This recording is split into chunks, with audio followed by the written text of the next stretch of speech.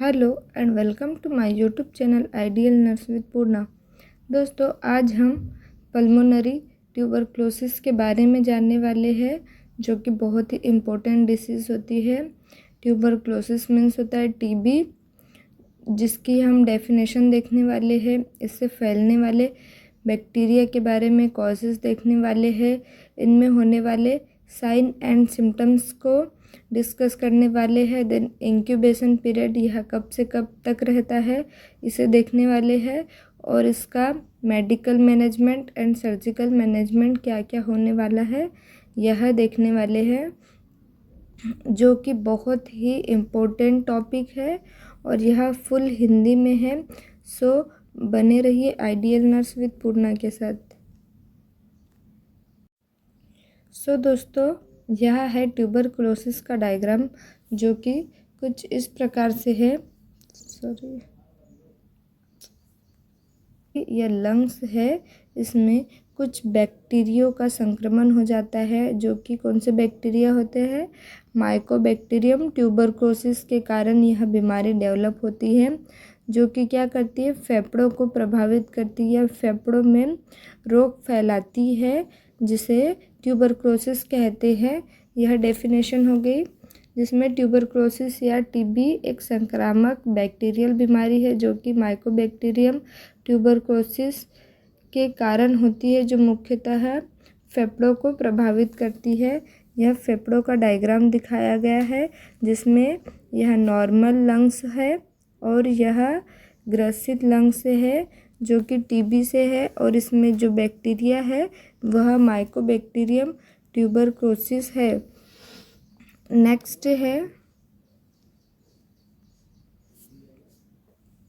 Mode of transmission.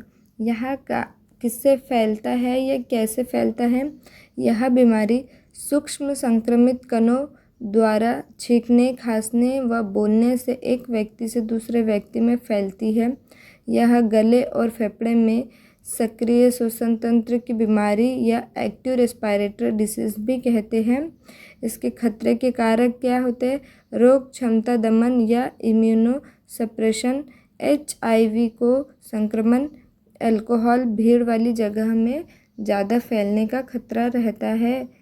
Next है कुपोषण, निम्न सामाजिक आर्थिक स्थिति और वृद्ध वयस्क लोगों में बहुत ही ज़्यादा खतरा रहता है। जो टीबी बीमारी है उसे फैलने में, जो कुपोषित होते हैं उनमें बहुत ही जल्दी जो टीबी की डिसीज़ होती है वह उन पर कंट्रोल कर लेती है। और जो निम्न सामाजिक या आर्थिक स्थिति के होते हैं, जो गरीब लोग रहते हैं, जिनके पास आर्थिक स्थिति बहुत कमज़ोर होती है, और वृद्ध वयस्क, इनमें बहुत जल्दी यह बीमारी डेवलप होती है।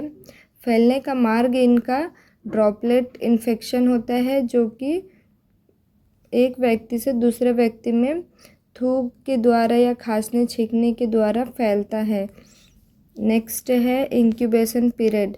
इंक्यूबेशन पीरियड इनका 2 से 12 सप्ताह तक का इंक्यूबेशन पीरियड होता है, जो एक्टिव टीबी में कई वर्षों के बाद में होता है, जबकि यह व्यक्ति की प्रतिरोधकता या प्रतिरोधक क्षमता को कम कर देता है। इसे टैलेंट इन्फेक्शन भी कहते हैं।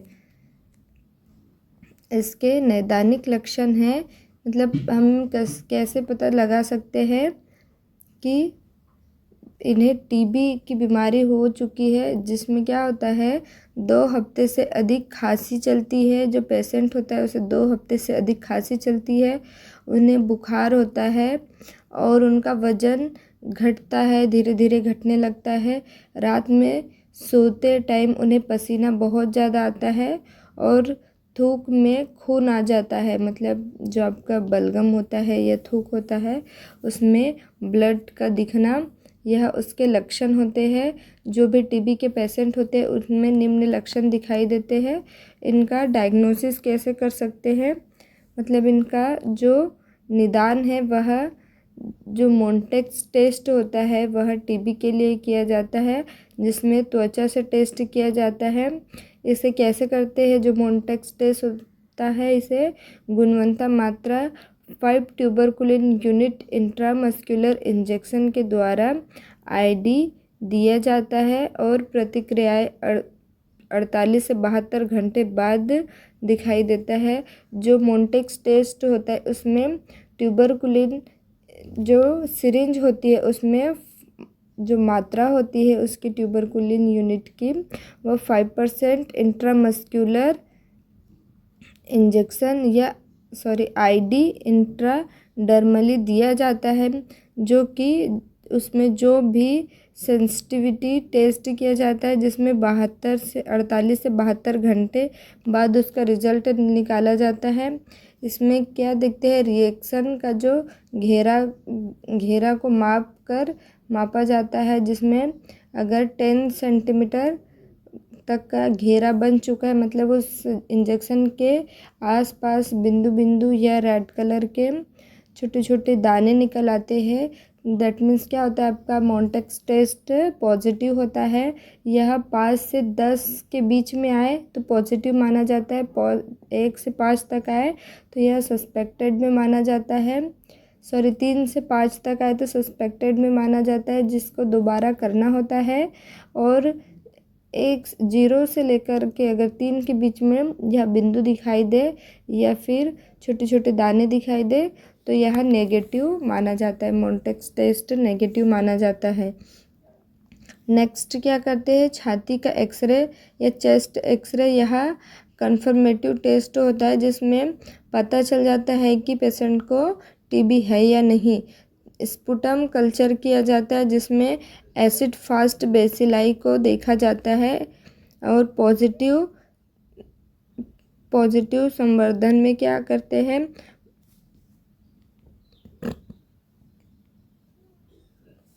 क्या बोल रही थी अगर स्पुटम कल्चर में एसिड फास्ट बेसिलाई प्रेजेंट होती है तो इसे sputum smear sputum culture positive करते हैं, जिसमें ए पॉजिटिव कल्चर ऑफ पॉजिटिव माना जाता है। नेक्स्ट इसका ट्रीटमेंट क्या करते हैं, एक्सपोजर के बाद में प्रोफाइलेक्सिस के तौर पर आइसोनियाजिड 9 से 12 महीने तक दिया जाता है। जो भी एंटी ट्यूबरकुलोसिस ड्रग्स होती है उसमें प्रोफाइलेक्सिस के तौर पर क्या दिया जाता है, आइसोनियाजिड जो टैबलेट होती है वह दिया जाता है और यह 9 से 12 महीने तक दिया जाता है, जिसमें डॉट्स थेरेपी चलती है, जिसमें असक्रिय टीबी मामले में आइसोनियाजिड के साथ में रिफाम्पिसिन पहली चुनिंदा दवा होती एवं अन्य ट्यूबरक्लोसिस जैसे इथाम्बुटाल और पायराजिनामाइड दिया जाता है। यह जो दवाई होती है डॉट्स थेरेपी के द्वारा दी जाती है और डॉट्स थेरेपी बहुत बड़ा एक टॉपिक होता है जिसे हम अगले वीडियो में डिस्कस करने वाले हैं। अगर आपको हमारा वीडियो पसंद आया हो तो वीडियो को लाइक करें, चैनल को सब्सक्राइब करें और बने रहिए आइडियल नर्स विद पूर्णा के साथ। Thank you, bye bye.